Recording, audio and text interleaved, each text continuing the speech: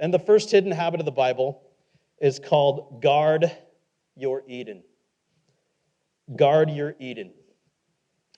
Warren Buffett has a thought experiment that he does with people, and he says, I want you to imagine that your life is like a marble.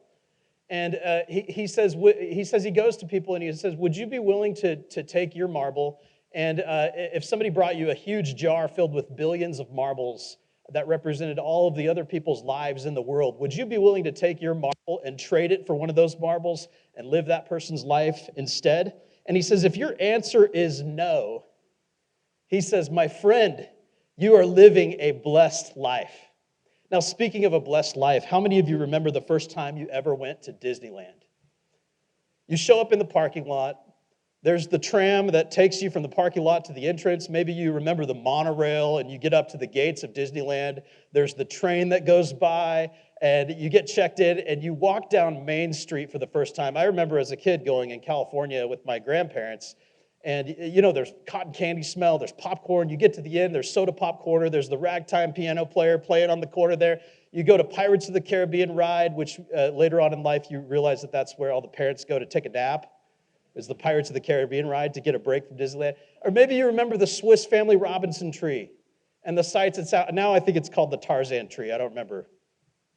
But by far, the moment of Disneyland that we all remember is what? When you first see the castle. The castle right there for the very first time. And that memory is so powerful for so many people. And Disney figured this out. That's why they put the castle at the beginning of every single Disney movie. Because they know there's an emotional connection to that image and that moment. Because for many of us, that represents the perfect place when you're a kid. At the beginning of the world, God made a perfect place for humanity. Genesis chapter 1 and 2 tells the story. This was called the Garden of Eden. It was a paradise. There was any kind of food that you could ever imagine to eat. There was anything you wanted to drink. It was pleasurable to the sight, to the senses. And God said you could eat. He told the first human beings, Adam and Eve, you could eat from any tree in the garden except from that tree over there, the tree of the knowledge of good and evil. And most of you know the story. Adam and Eve disobey God, and they eat of the tree of knowledge of good and evil. And here's what it says in Genesis chapter 2. 3 verse 22. Then the Lord God said, look, the human beings have become like us, knowing both good and evil. What if they reach out, take fruit from the tree of life and eat it? Then they will live forever. So the Lord God banished them from the Garden of Eden, and he sent Adam out to cultivate the ground from which he had been made. After sending them out, the Lord God stationed mighty cherubim to the east of the Garden of Eden, and he placed a flaming sword that flashed back and forth to guard the way to the tree of life. It strikes me that we can get judgmental of Adam and Eve, but it strikes me that all of us, and we know this intuitively, all of us are one decision away from ruining our lives. And they ruined things so bad that there was a literal flaming sword guarding their way back into that perfect place. And that's why this hidden habit is called Guard Your Eden. Because all of us are one decision away from ruining things that God has placed in our lives that are blessings. We're one choice away from ruining everything to the point where we can never go back to the way that it was before. I mean, imagine that we lived in a fictitious world where everybody had a magical device in their pockets that had the literal logo of an apple with a bite taken out of it, that with a push of the button you could have an affair with your coworker.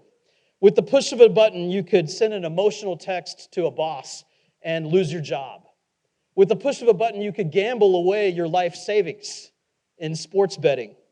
Oh, wait, that's not a fictitious world. That's the real world that we live in, right? You ever heard of Oriental Trading Company? If you've ever done any children's ministry stuff, VBS, if you've ever been a teacher in a school, you know what Oriental Trading Company is. It's a company that sells trinkets and toys and crafts and gadgets for kids activities. Well, the story of Oriental Trading Company, it was owned by a guy who gave it to his son, and his son's name was Terry Watanabe. Terry grew this company incredibly to the point where it was making so much profit, and Terry Watanabe got bored. And so he did what a lot of people do when they get bored, and he went to Vegas. And he got a suite at the Wynn Hotel, which is... It's a beautiful hotel if you've ever been to Vegas. And he gambled so much money that Steve Wynn kicked him out of the casino. I mean, which kind of blows my mind that Steve Wynn kicked somebody out of his casino for participating in the casino. And so he went across the street to Caesar's Palace, and he got a suite at the Caesar's Palace.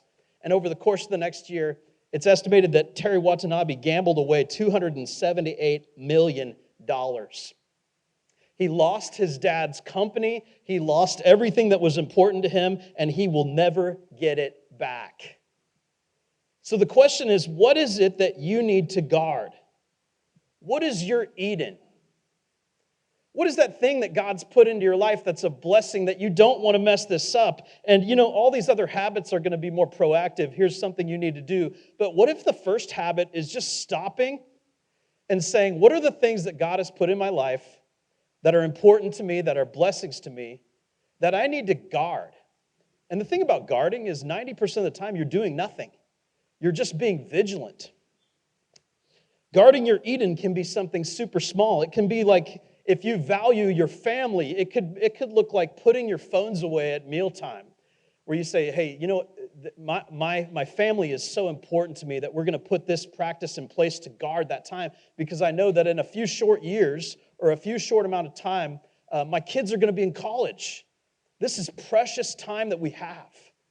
Guarding your Eden might look like tracking your budget every single day and documenting expenses, because there's simple decisions that we can make with our credit card that gets you so far in debt that it takes years to get out of debt. Guarding your Eden could look like showing up to work on time every day. Maybe your Eden is a workplace. It's a job that's a blessing to you that you don't want to squander. Maybe it's a family. Maybe it's a spouse. Whatever it is, that those most important things in our life, the first hidden habit is perhaps just the ability to say no to things that put that in jeopardy. Saying no to sleeping with your phone. Saying no to responding to messages from past romantic interests. Saying no to drinking while buzzed. Saying no to staying up too late at night. Saying no to online gambling. And it's easy to get excited about changes in our lives, especially this time of year. We're thinking about the year and goal setting. But the first step, the first hidden habit, is to do nothing and simply stand guard over the important things that God's given you in your life. Guard your Eden.